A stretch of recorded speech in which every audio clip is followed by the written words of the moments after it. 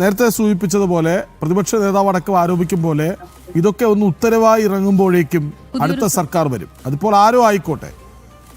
ഈ തെരഞ്ഞെടുപ്പ് വിജ്ഞാപനം ഉടനുണ്ടാകുമെന്ന് പ്രതീക്ഷിക്കുന്ന ഈ സമയത്ത് ഈ ധനമന്ത്രി എന്തിനാണ് ഇത്രമേൽ സമയമെടുത്ത് ഇതിങ്ങനെ അക്കമിട്ട് നിരത്താൻ ശ്രമിച്ചത്? ആ സ്വപ്ന ലോകത്തെ ബാലഭാസ്കരനാണ് ഇദ്ദേഹം. ഞാൻ പറയാൻ കാര്യം അതാണ്. രണ്ട് സ്വപ്നങ്ങളാണ് ഒന്നിൽ അദ്ദേഹത്തിനുള്ളത്, രണ്ടും നടക്കാത്തതാണ്. ഒന്ന്, അടുത്തതായി LDF മൂന്നാം ഗവൺമെന്റ് വരും എന്ന സ്വപ്നം.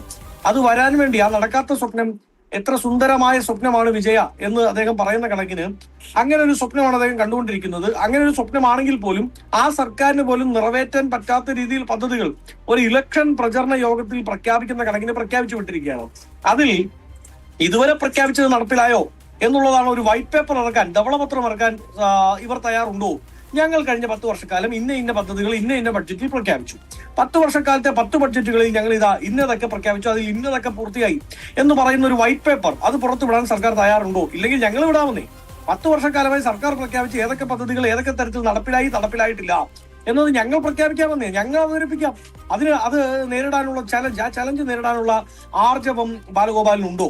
2 മാസക്കാലം പോലും തികച്ചില്ല. അടുത്ത മാസം ഇലക്ഷൻ നോട്ടിഫിക്കേഷൻ വരും. പിന്നെ ഈ പറഞ്ഞ ഏത് പദ്ധതിയാണ് തുടങ്ങി വെക്കാൻ പോലും പറ്റുക? പേ കമ്മീഷൻ പ്രഖ്യാപിച്ചു. പേ കമ്മീഷന്റെ പ്രവർത്തനങ്ങളുമായി മുമ്പോട്ട് പോകാൻ ഇനി 2 മാസക്കാലത്തിനുള്ളിൽ നടക്കുമോ? സാധിക്കില്ല. ഞാൻ നേരത്തെ സൂചിപ്പിച്ച വന്യജീവി ആക്രമണവുമായി ബന്ധപ്പെട്ടോ, കാരുണ്യ ബെനവലന്റ് ഫണ്ടുമായിട്ട് ബന്ധപ്പെട്ടോ, റബ്ബർ ബെനവലന്റ് ഫണ്ടുമായി ബന്ധപ്പെട്ടോ, അല്ലെങ്കിൽ ഈ പ്രഖ്യാപിച്ചിരിക്കുന്ന ഏതെങ്കിലും ഒരു ക്ഷേമകാര്യ പദ്ധതി, ആ പദ്ധതിക്ക് ഒന്നും തുടക്കം കുറിക്കാൻ പറ്റില്ല. അതായത് ബാലഗോപാൽ ബഡ്ജറ്റ് അവതരിപ്പിച്ച് പെട്ടി അടയ്ക്കുന്നതിന് മുമ്പ് ഇലക്ഷൻ നോട്ടിഫിക്കേഷൻ വരും. അങ്ങനെ നോട്ടിഫിക്കേഷൻ വരുന്ന ഒരു സമയത്ത് ഒരു നീണ്ട തരത്തിലുള്ള യാതൊരു ബോധവുമില്ലാത്ത, അവധാനതയും ഇല്ലാത്ത ഒരു പ്രസംഗം, ഒരു ഇലക്ഷൻ പ്രസംഗം, ഒരു തെരഞ്ഞെടുപ്പ് അവലോകന പ്രസംഗം എന്നൊക്കെ പറയുന്ന കണക്കിന് അങ്ങനെ ഒരു പ്രസംഗം നടത്തിയാണ്. എന്താ ലക്ഷ്യം പലതാണ്. ഒന്ന്, ഞാൻ ആദ്യം പറഞ്ഞതുപോലെ ഈ പറയുന്ന സർക്കാർ ജീവനക്കാരുടെ വോട്ട് കരസ്ഥമാക്കുക, അതിനുവേണ്ടിയാണ് പേ കമ്മീഷൻ പ്രഖ്യാപിച്ചിരിക്കുന്നത്, സർക്കാർ ജീവനക്കാരെ കൂടെ നിർത്താൻ വേണ്ടി. 2, മാണി കോൺഗ്രസിന്റെ പിന്തുണ പിടിച്ചു പറ്റാൻ വേണ്ടി മാണി സാറിന്റെ ഇത് പ്രഖ്യാപിച്ചു. മാണി സാറിന് ഒരു സാംസ്കാരിക നിലയം വേണ്ട എന്ന നിലപാടൊന്നും കോൺഗ്രസിനില്ല. പക്ഷേ മാണി സാറിന് ഇപ്പോഴാണോ പ്രഖ്യാപിക്കേണ്ടിയിരുന്നത്? ഈ അവസാന ഘട്ടത്തിലാണോ? സഹാവ് VS ന്റെ പേരിൽ ഒരു പ്രഖ്യാപനം ഉണ്ടായിട്ടുണ്ട്. അത് എപ്പോഴാണ് ഈ സർക്കാർ നടപ്പിലാക്കാൻ സാധിക്കുക? സഹാവ് VS ജീവനോട് ഇരുന്നപ്പോൾ വേട്ടയാടിയത് ആരൊക്കെയാണ് എന്ന് നമുക്ക് അറിയാമല്ലോ. ഏതൊക്കെ തരത്തിലാണ് അദ്ദേഹത്തെ വേട്ടയാടിയത്? അദ്ദേഹത്തെ മുന്നിൽ നിർത്തി ഒന്നാം ഗവൺമെന്റിന്റെ അധികാരം പിടിച്ച് ലാസ്റ്റ് അദ്ദേഹത്തെ സൈഡ് ലൈൻ ചെയ്ത് ആരാണ് എന്നത് കൃത്യമായി ജനം ചിന്തിക്കില്ലേ? അത് ചർച്ച ചെയ്യില്ലേ? അത് പെട്ടെന്നൊരു VS സ്നേഹം എവിടെ നിന്നാണ് സർക്കാരിനും പിണറായി വിജയനും അദ്ദേഹത്തിന്റെ കൂട്ടർക്കും വന്നത് എന്നത് ചോദ്യം ചെയ്യപ്പെടില്ലേ? ഇനി റബ്ബർ കർഷകരെ ആശ്വസിപ്പിക്കുക എന്ന ലക്ഷ്യത്തോടു കൂടിയാണ് 150 നിന്ന് 50 രൂപയാക്കി. അത് നല്ല കാര്യം, ആശ്വാസമാണ്. പക്ഷെ 150 രൂപയിൽ നിന്ന് 200 രൂപയാക്കുമ്പോൾ 250 കൊടുക്കേണ്ടിയിരുന്നവർ ഇത്രയും കാലം കൊണ്ട് എന്തുകൊണ്ട് അത് കൊടുത്തില്ല എന്നത് പ്രധാനപ്പെട്ട ചോദ്യമല്ലേ? 2400 രൂപ ഈ വർഷം ഈ മാസം ഈ വർഷം ഇറങ്ങിപ്പോകുമ്പോ പെൻഷൻ കൊടുക്കും എന്ന് പ്രഖ്യാപിച്ചിരുന്നവർ 4.5 വർഷക്കാലം ഒരു നയാ പൈസ കൊടുത്തില്ല, അണാ പൈസ കൂട്ടിയില്ല എന്ന് മാത്രമല്ല ഉണ്ടായിരുന്നത് കൊടുത്തുമില്ല. അങ്ങനെ 4.5 വർഷക്കാലം പെൻഷനേഴ്സിന്റെ വയറ്റത്തടിച്ച് ഒടുക്കം കഴിഞ്ഞ മാസമാണ് 400 രൂപ വർദ്ധിപ്പിക്കുന്നത്. 400 രൂപ വർദ്ധിപ്പിച്ച് 2000 എത്തിച്ചതാണ്. 2400 കൊടുക്കുമെന്നാണ് പറഞ്ഞത്. അപ്പൊ ഞാൻ ചോദിക്കുന്നത്, ഈ പൂർവ്വകാല അടിസ്ഥാനത്തിൽ നോക്കിയാൽ കഴിഞ്ഞ മാസം 2300 കിട്ടണം, ഈ വർഷം 2400 കിട്ടണം, അതിന് തൊട്ട് മുമ്പത്തെ വർഷം 2200 കിട്ടണം. അപ്പൊ ഇവർ പ്രഖ്യാപിച്ച പെൻഷനുമായി ബന്ധപ്പെട്ട ഒരു കാര്യത്തിലും ഇവർക്ക് ഉത്തരവാദിത്തമില്ല. 1 കോടി പേരെ കടത്തിൽ നിന്ന് രക്ഷിച്ചു എന്ന് പറയുന്നു. അതിൽ ഈ അയ്യന്തോള് ബാങ്കിൽ ആത്മഹത്യ ചെയ്തവർ പെടുമോ?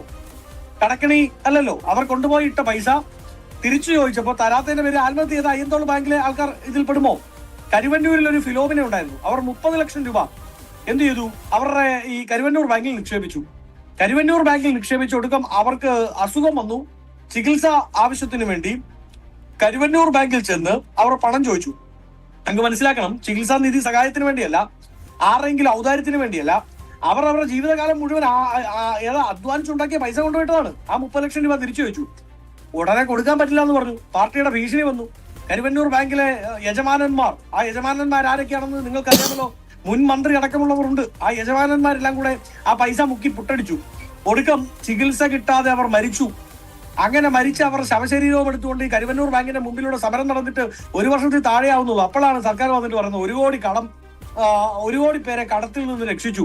1 കോടി പേരെ കടത്തിൽ നിന്ന് രക്ഷിക്കുകയല്ല ചെയ്തത്, സ്വന്തം പൈസ പോലും തിരിച്ചു കൊടുക്കാതെ, ഇവരുടെ പാർട്ടി ബാങ്കുകളിൽ നിന്ന് സ്വന്തം പൈസ പോലും തിരിച്ചു കൊടുക്കാതെ ഒരുപാട് പേരെ മരണത്തിലേക്ക് തള്ളുപിടിയാണ് ഈ സർക്കാർ ചെയ്തത്. ഇനി അതിദാരിദ്ര്യ വിമുക്ത പദ്ധതി നടപ്പിലാക്കി. ഏതൊക്കെയാണ് പദ്ധതികൾ എന്ന് പറയാൻ ബാലഗോപാലിന് ധൈര്യമുണ്ടോ? ഏതൊക്കെ പദ്ധതികളാണ് നടപ്പിലാക്കിയത്? അതുമായി ബന്ധപ്പെട്ട് എത്ര പേർക്ക് അതിദാരിദ്ര്യ വിമുക്തത കൊടുക്കാൻ സാധിച്ചിട്ടുണ്ട്? അതുമായി ബന്ധപ്പെട്ട് സപ്ലൈകോയിലുള്ള സാധനം പോലും കൊടുക്കാൻ പറ്റാതെ പോയത് എന്തുകൊണ്ടാണ്? നെല്ല് സംഭരണം നടത്തുന്നു എന്ന് പറയുന്നു. നെല്ല് സംഭരണം നടത്തുന്നതുമായി ബന്ധപ്പെട്ട് ഇപ്പോഴും എത്ര രൂപയാണ് കൊടുക്കാനുള്ളത്? ഇനി ആശാ വർക്കർമാരുമായി ബന്ധപ്പെട്ട് വലിയൊരു കോമഡി ഉണ്ടായി. ആശാ വർക്കർമാർക്ക് സമരം ചെയ്യുന്നതുമായി ബന്ധപ്പെട്ട് കുറെ കാലങ്ങളായി അവർ സമരം ചെയ്യുന്നതിന്റെ ഇടയ്ക്ക് അവരുടെ സമരം തുടങ്ങി 10ാമത്തെ ദിവസമാണ് PSC ബോർഡംഗങ്ങളുടെ പൈസ 400 ഇരട്ടി വർദ്ധിപ്പിക്കുന്നത്. 20ാമത്തെ ദിവസമാണ് മ്യൂസിയം പോലീസ് രാത്രി പെരുമഴയത്ത് അവർ മഴ നനയാതിരിക്കാൻ വേണ്ടി വലിച്ചു കെട്ടിയ നീല ടാർപ്പൻ വലിച്ചു പറിച്ചു ദൂരേക്ക് എറിഞ്ഞിട്ട് സമരവും വേണ്ട ഒന്നും വേണ്ട ഇറങ്ങിപ്പൊടി എന്ന് വിളിച്ചുകൊണ്ട് മ്യൂസിയം പോലീസ് സ്റ്റേഷനിലെ SHO അഭ്യാസം നടത്തുന്നത്. എന്നിട്ടും അവർ ആ സമരത്തിൽ നിന്ന് പിന്മാറിയില്ല. ഇതാ ഇന്നലെ വരെ സമരമാണ്. ആ സമരം നടത്തിയതിന്റെ ഭാഗമായിട്ടോ എന്തോ ഇന്ന് ആശാ വർക്കർമാർക്ക് പണം വർദ്ധിപ്പിച്ചു. പക്ഷെ ഞാൻ നോക്കുന്നത് ജനമടക്കം മറ്റു പല ചാനലുകളിലും ആ സമയത്ത് ചർച്ചയ്ക്ക് ഇരിക്കുമ്പോൾ ഇടതു പ്രതിനിധികൾ വന്ന് പറഞ്ഞത് ആശാ വർക്കർമാർക്ക് ഞങ്ങൾക്ക് പണം കൂട്ടാൻ പറ്റില്ല, അത് കൂട്ടണമെങ്കിൽ അത് കേന്ദ്ര സർക്കാർ വിചാരിക്കണം, അത് അവരുടെ യൂണിയൻ ലിസ്റ്റിലുള്ള വിഷയമാണ്, സെൻട്രൽ ലിസ്റ്റിലുള്ള വിഷയമാണ്, ഞങ്ങൾക്ക് കൂട്ടാൻ പറ്റുന്ന ഇത്രയേ ഉള്ളൂ. അപ്പൊ ഈ പറയുന്ന ആശാ വർക്കർമാരുടെ കാര്യം പെട്ടെന്ന് ഒരു ദിവസം സെൻട്രൽ ലിസ്റ്റിൽ നിന്ന് യൂണിയൻ ലിസ്റ്റിൽ നിന്ന് സ്റ്റേറ്റ് ലിസ്റ്റിലേക്കോ അല്ലെങ്കിൽ കൺകറന്റ് ലിസ്റ്റിലേക്കോ മാറ്റപ്പെട്ടോ എന്ന് ചോദ്യമല്ലേ? അപ്പൊ കഴിഞ്ഞ ദിവസങ്ങളിലെല്ലാം വാരി വിതറിപ്പോയ പല ക്യാപ്സ്യൂളുകൾക്കും നിർജീവമാക്കുന്ന രീതിയിൽ ആ ക്യാപ്സ്യൂളുകളെ എല്ലാം തകർക്കുന്ന രീതിയിൽ പുതിയ പദ്ധതികളുമായി വന്നിരിക്കുകയാണ്. അത് ഇനി എന്നോട്ട് കൊടുക്കും? ഇതുവരെ ആശാ വർക്കർമാർ ആവശ്യപ്പെട്ട ഒരു തരത്തിലുള്ള പ്രഖ്യാപനം നടത്താൻ സാധിച്ചിട്ടില്ല. മുൻകാല പ്രാവീണ്യം ഉണ്ടോ എന്നുള്ള പ്രധാനപ്പെട്ട ചോദ്യമല്ലേ? ജയിലിൽ കിടക്കുന്നവന് പ്രതിദിനം 600 രൂപ, വീട് കയറി ഇറങ്ങി പൊരി വെയിലത്ത് മൊബൈലും പിടിച്ച് നമ്മുടെ ആരോഗ്യം സംരക്ഷിക്കാൻ വേണ്ടി നടക്കുന്ന ആശാ വർക്കർമാർക്ക് പ്രതിദിനം 300 രൂപ. എന്തൊരു അവസ്ഥയാണ്! കൊല ചെയ്ത് പെണ്ണ് പിടിച്ച് അക്രമം നടത്തി കഞ്ചാവ് വിറ്റ് MDMA വിറ്റ് പാർട്ടി പ്രവർത്തനം എന്ന പേരിൽ കൊലപാതകം നടത്തി ഉള്ളിൽ പോയി കിടക്കുന്നവന് പ്രതിദിനം 600-650 രൂപ കൊടുക്കാനാണ് ഈ സർക്കാർ. എന്നിട്ട് ഇവര് പറയാണ് ഖജനാവിൽ പൈസ ഇല്ല എന്ന്. ആ തരത്തിലുള്ള യാതൊരു തര അവധാനതയുമില്ലാത്ത വിവരവുമില്ലാത്ത വിവരക്കേടുകളുടെ അഞ്ചെട്ടുകളി എന്ന കണക്കിന് പറയാൻ സാധിക്കുന്ന രീതിയിൽ യാതൊരു ബേസുമില്ലാത്ത ഒരു ബേസ്ലെസ് ബഡ്ജറ്റ് എന്ന് നമുക്ക് സൂചിപ്പിക്കാൻ പറ്റുന്ന രീതിയിൽ ആ കണക്കിനുള്ള ബഡ്ജറ്റാണ്. കേരള രാഷ്ട്രീയത്തിലെ ഏറ്റവും ബേസ്ലെസ് ആയ ഒരു ബഡ്ജറ്റ് ഏതാണ് എന്ന് ചോദിച്ചാൽ ബാലഗോപാലിന്റെ ഇന്നത്തെ ബഡ്ജറ്റിനെ ചൂണ്ടിക്കാണിക്കാൻ സാധിക്കുന്ന രീതിയിലാണ് ബഡ്ജറ്റ് അവതരണം ഇന്നുണ്ടായിരിക്കുന്നത്.